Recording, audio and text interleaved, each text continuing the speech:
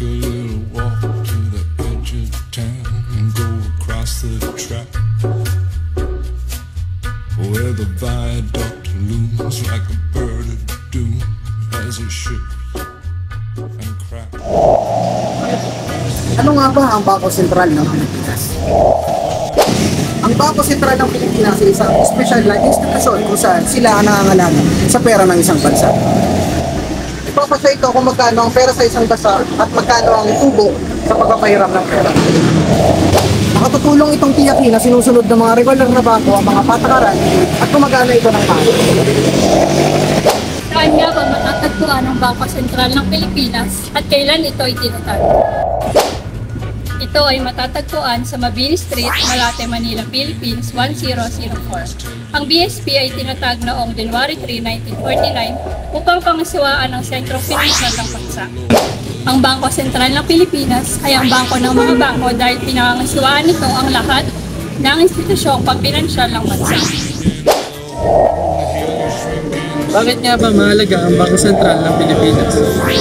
Dahil mayroon itong pangunahing layunin na itaguyod at panatilihin ang kasatagan ng presyo ng mga bilihin at ng sistema pinansyal at ng mahusay, ligtas at maasang pamamaraan ng pagbabayad upang makatulong sa patuloy na paglago ng ekonomiya at pag-angat ng kabuhayan ng lahat ng mamamayang sasakop nito. Ang Bangko Sentral din ang magsusulong at magpapanatili ng katatagan ng salapi at ang kakayahang makonvert ng piso. Mahalaga din ang Bangko Sentral ng Pilipinas sapagkat BSP nag-iimprenta ng ating pera, kaya sila nagbibigay ng halaga sa ating piso. BSP din ang nagtatakda ng interest rates. Sila nagdedesisyon kung gaano kadali o kahirap ang paghiram ng pera. BSP din ang nag-aayos ng ating financial system. Sila nagsisiguro na ligtas at matatag ang ating mga bangko.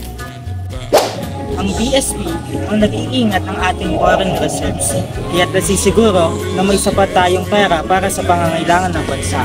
Ang BSP ang nag-iimbestiga ng mga kaso patungkol sa panloloko sa pananalapi, kaya't nasisiguro na patas at makatarungan ang ating financial system.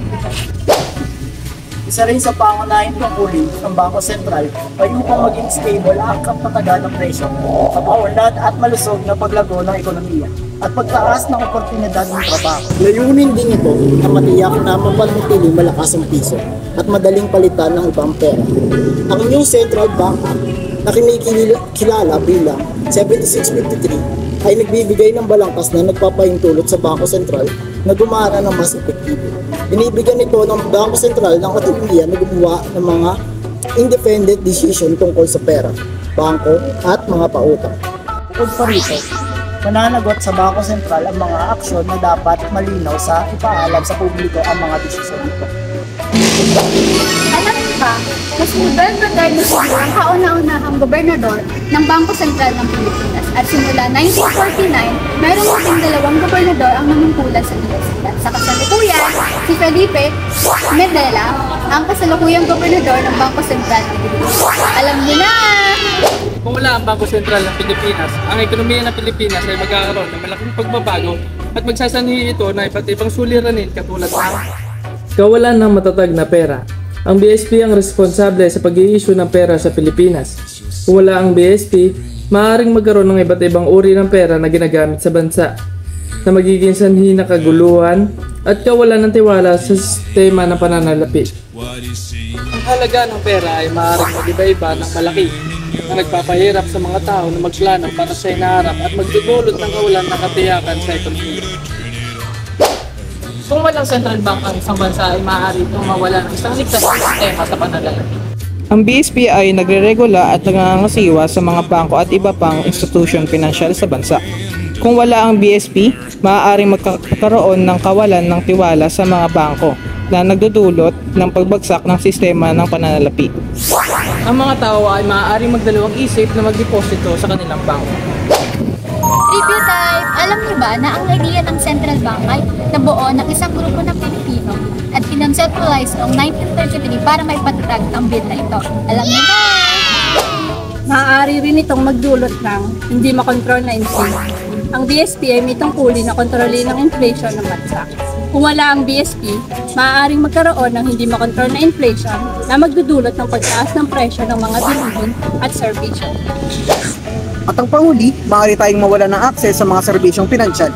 Ang BSP ay aktibong sumusuporta sa mga programa at inisyatiba na naglalayong pataasin ang accessibility sa serbisyong pinansyal para sa lahat ng Pilipino.